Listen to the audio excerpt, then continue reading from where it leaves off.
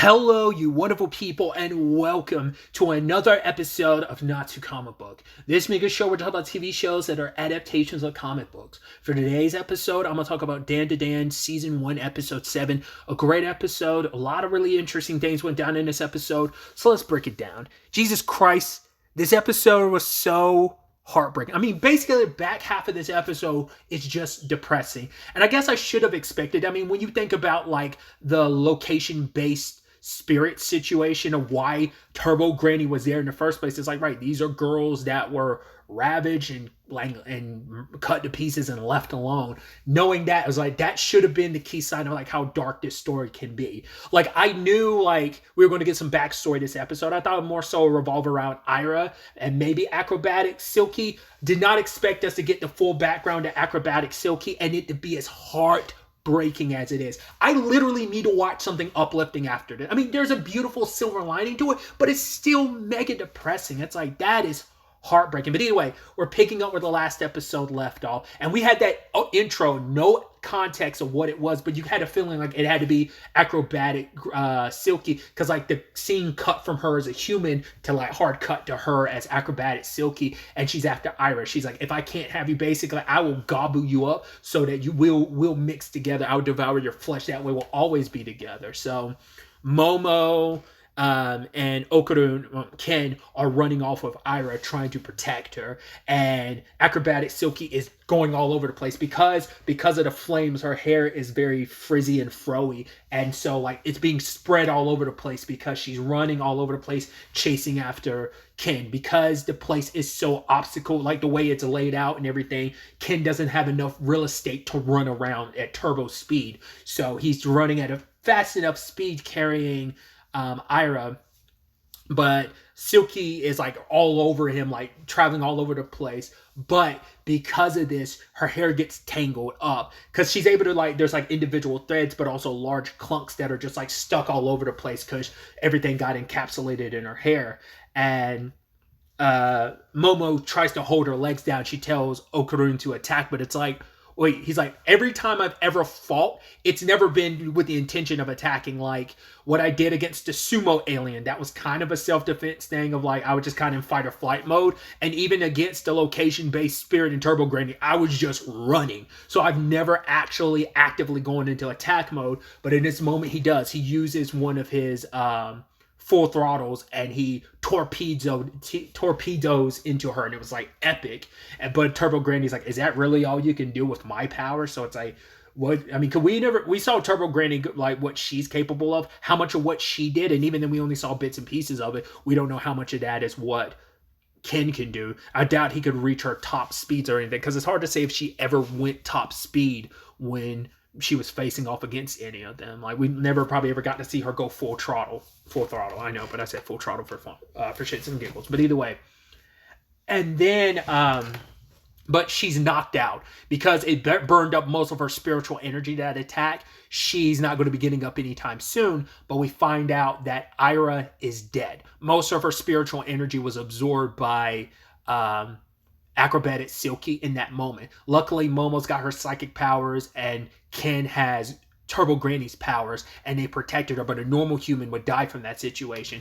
Luckily, there's a spark left in Ira. I mean, hell, Momo tries to literally use her psychic abilities to grab her heart to pump it. But Silky comes over and it's like, right, take my spiritual energy and entangle it with hers. And it's like, that's how we'll do this.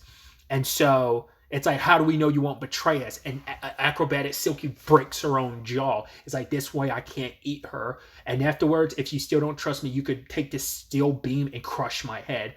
As I have to do this. I need to help Ira. So Momo connects and links. She's kind of the middle person to the connection, and because of everything we see in the episode, back half of this episode, Momo saw. That's why she broke down at the end like she did. But once again, it's just, like I said, I didn't really think about how tragic Acrobatic Silky's story was going to be. It was so, it is so heartbreaking because she was a single mom doing what she could. She was working 3 jobs. Seems like she was a janitor. She seemed like she worked at in a convenience store as a cat behind the cash register at a convenience store. Also seems like she was a sex worker too. I'm assuming the money and everything and the time, like it seems like it. But dude, everything she did was to make a better life for her daughter.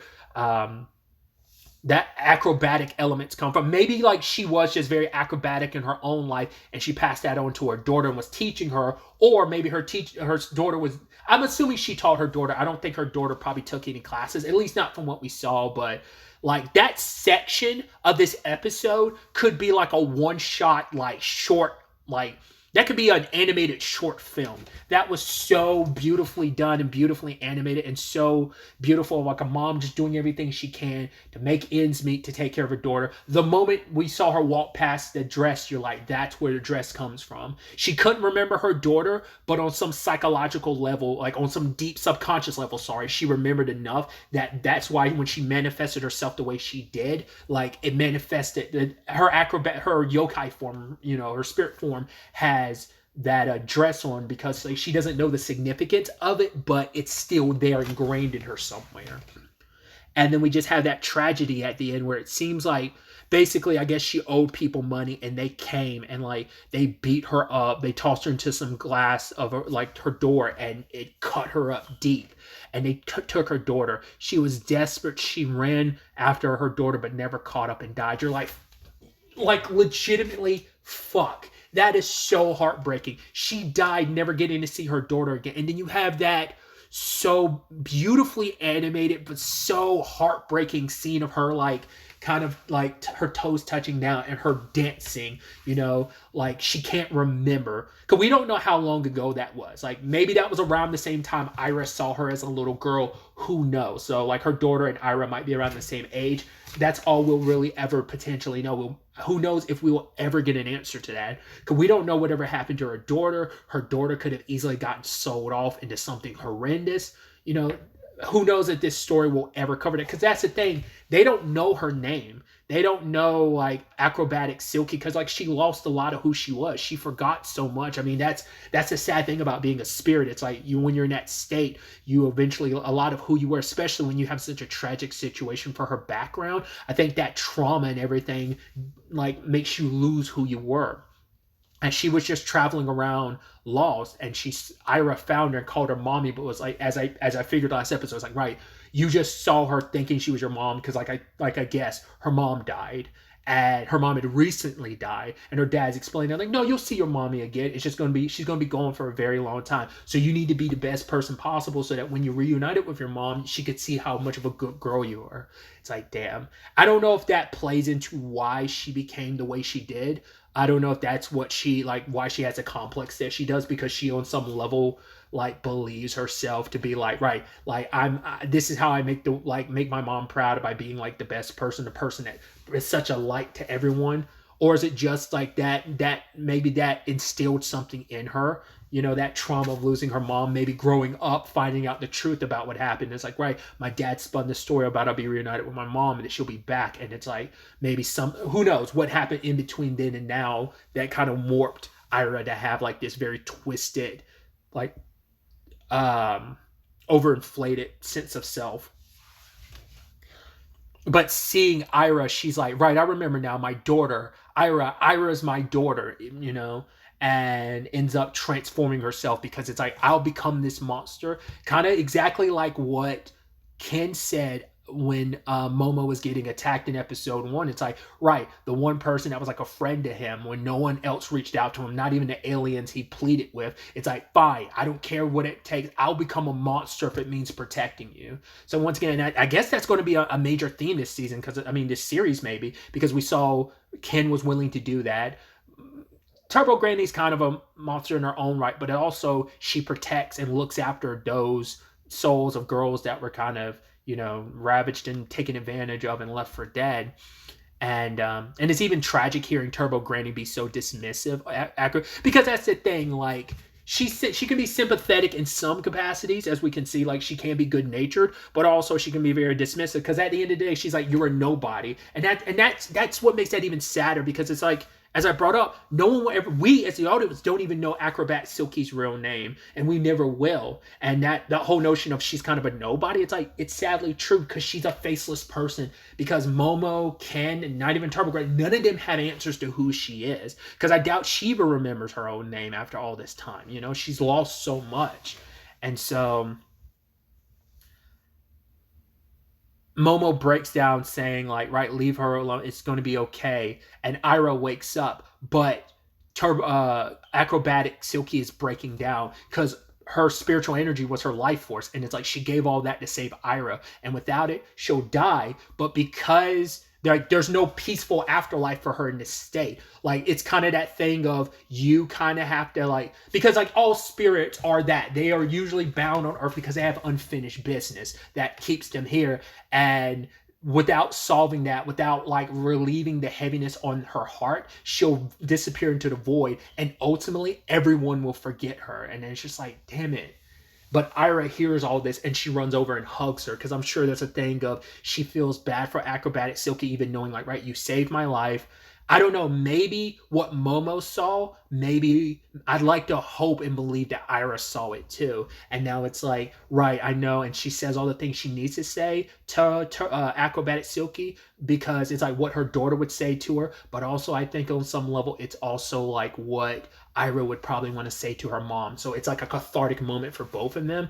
And it's like, you were the happiest. Because like Acrobatic Silky believed like, right, you would have been happier if you weren't born my daughter. It's because, but it's like Ira telling her, it's like, no, like being your daughter was like that. You gave me the world. You gave me everything. And I love you, you know? So, and it's like, right, send them wherever they go next. Like, let them be together in a kinder world or a kinder place. And it's just like I said, we don't know if her daughter's still alive or something happened to her at a young age. Like, your mind sadly goes to such terrible places of where this can go. But this is just, I wanted to cry at the end. I fought back the tears, but it's just like, you know, they were welling, but they never dropped. But it's like, I was on the verge. Like, if that kept going, I would have broken. Because it's just like I said, that is just heartbreaking. But it's also like, that's why I'm like, there's a silver lining of beautifulness, even as like, Acrobatic Silky also hugs her back. It's like they both, I think, needed that. And so I'm curious to see. I think a lot of Ira, who she is right now, will stay the same, but I think it will also play a role in developing her going forward. Like, I'm curious to see what changes this makes for everyone. It seems like the one person who probably walked away from this unchanged is Turbo Granny, but I think all these experiences will chip away at her little by little. She's indifferent to this whole situation. She's so matter of fact about it because she's like, right, I'm a top dog. I ain't even worried about that. That could never be me type of thing. But maybe we'll learn some more tragedies because like all we know about Turbo Granny is like, right, what we learned in episode 4 about like her looking after location-based spirits, but also like she used to be 100-kilometer granny. Like, that's all. We don't know her past, and I'm assuming the story will eventually dive into that, and most likely it will be something sad and depressing too, like the reason why she is very, as you know, maybe there's a little bit more to the whole gobbling of wheat. Well, some people have theorized like maybe that's why she is a whole like gobbling of weenies the way she is, because of the location-based spirits, because of them being assaulted by men. Like, that might not be Turbo Granny's thing. It might just be like, I want to punish all men here because of what happened to these young girls. So, but she knew their story. She didn't know Acrobatic Silky's story, so that's why she was not sympathetic. So it allows us as the audience and Momo, and like I said, I'd like to believe Ira, because I want to believe that Ira saw that too,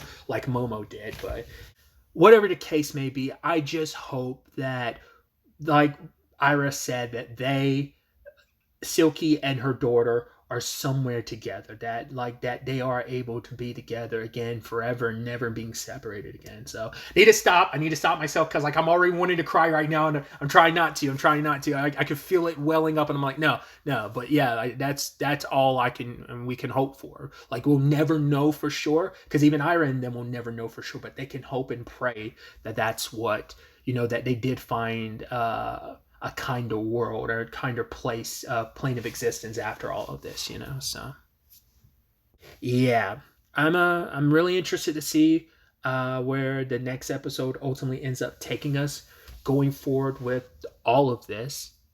But really, that's all I wanted to talk about. Till the next time we meet, be happy, be safe, live life to the fullest, and enjoy it.